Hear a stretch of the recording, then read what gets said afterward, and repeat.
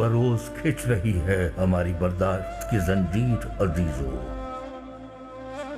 وہ فضول گوئی کرتا ہے، فلاں الزام تراش ہے، وہ جھوٹ بولتا ہے، وہ بلند مرتبے پر فائز ہو گیا ہے، فلاں جب سے تجارت کرنے لگا ہے وقت ہی نہیں دیتا ملنے کا۔ ہاں، ہر شخص کا امتحان لیا جاتا ہے، اور ایک شخص کا۔ لوگ اپنے کام کاج چھوڑ کر یہاں آتے ہیں، تمہاری یہ واحیات باتیں سننے کے لیے آتے ہیں کیا؟ بولو بھائیو، بولو، جانتے ہو نا کیا کرنا چاہیے؟ سمجھداروں کے لیے جگہ ہے، ناسمجھوں کے لیے راہ گزر۔ تکلیف کا احساس نہیں کریں گے کیا ہم؟ مشکل آئے تو رونے پیٹنے بیٹھ جائیں گے کیا؟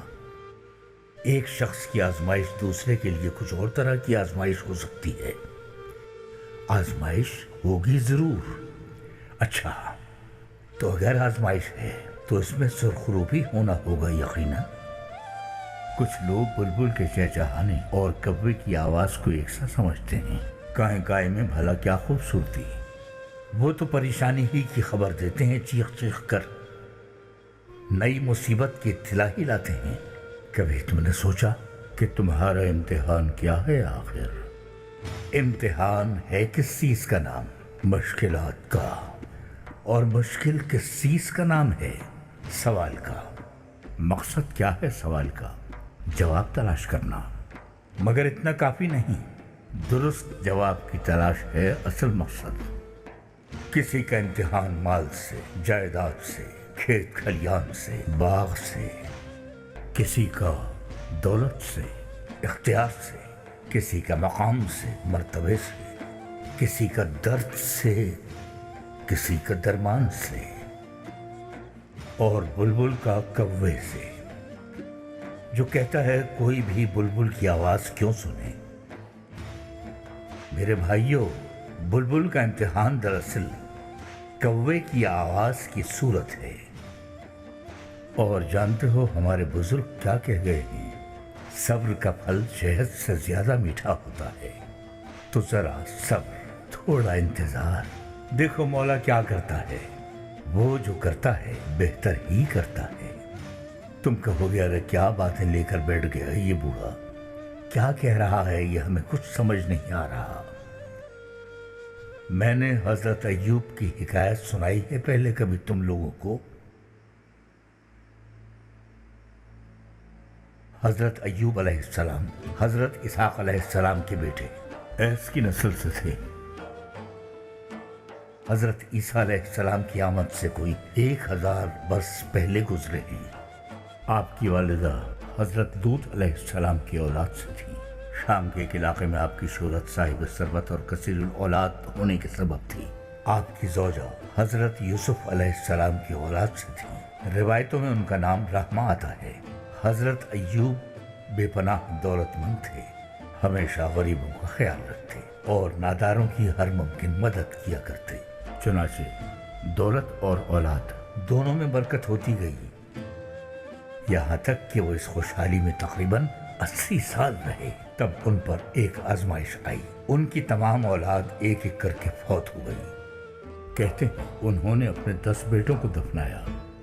صدمے سے دل پھٹا جاتا تھا، غم سے بے حال تھے ایوب علیہ السلام۔ لیکن مشکلات اسی پر ختم نہیں ہوئی۔ ایک صبح جب جاگے تو دیکھا کہ پورے جسم کو ایک مرض نے گھیر لیا ہے۔ کون کون سا شہر تھا، کون کون سا علاقہ تھا جہاں سے طبیب نہ آئے ہوں، مگر ہر علاج لا حاصل۔ ان کا جسم جس بیماری میں مبتلا تھا وہ بڑھتی ہی گئی، مگر آفرین ہے، صبر سے برداشت کرتے رہے حضرت ایوب۔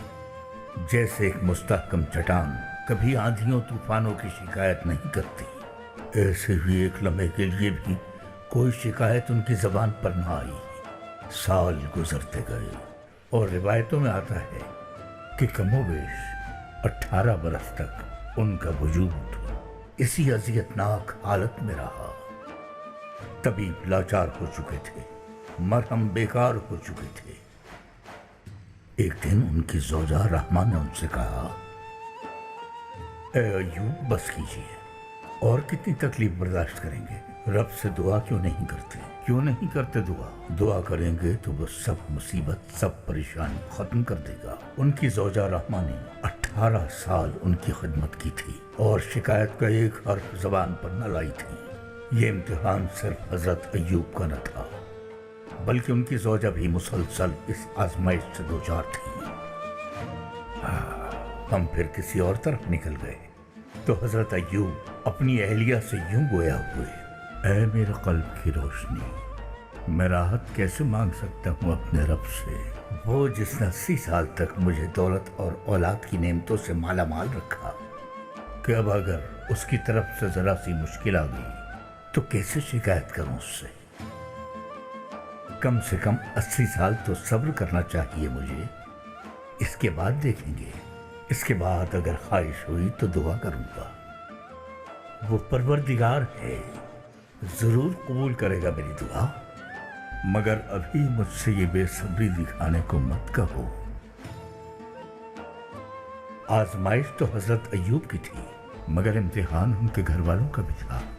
شیطان کو تو موقع چاہیے، ہاں یہ کبھی نہ بھولنا، شیطان کا تو کام ہی ہے انسان کو بہکانا، اور وہ مسلسل اپنے کام میں لگا رہتا ہے۔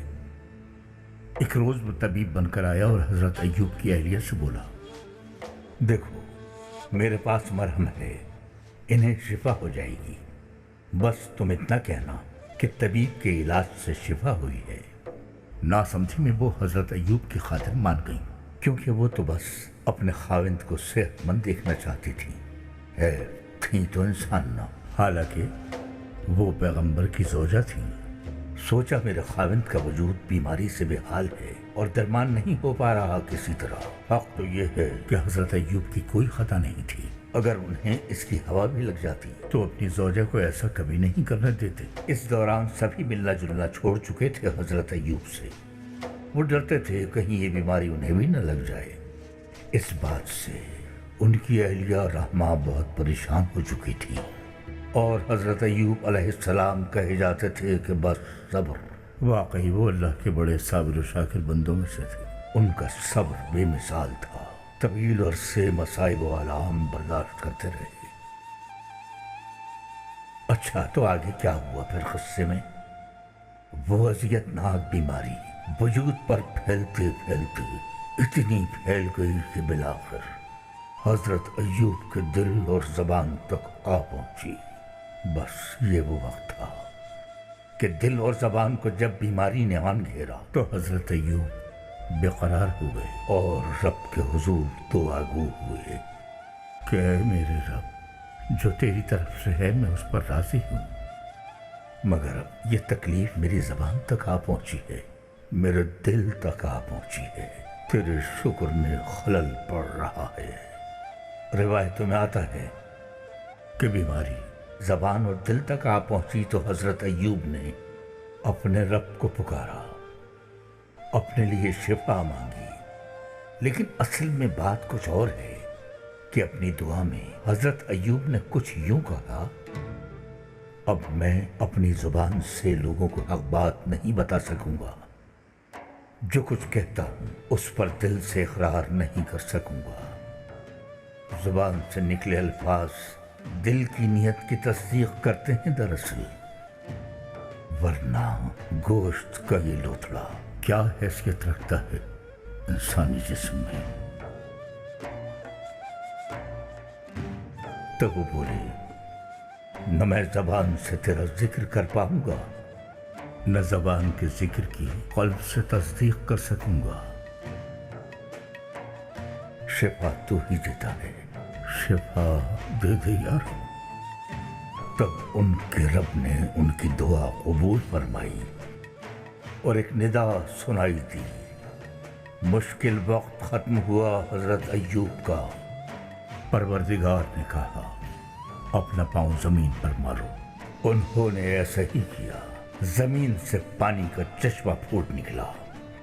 اس پانی سے غسل کیا حضرت ایوب نے، دیکھتے ہی دیکھتے بیماری یوں ختم ہو گئی جیسے کبھی تھی ہی نہیں۔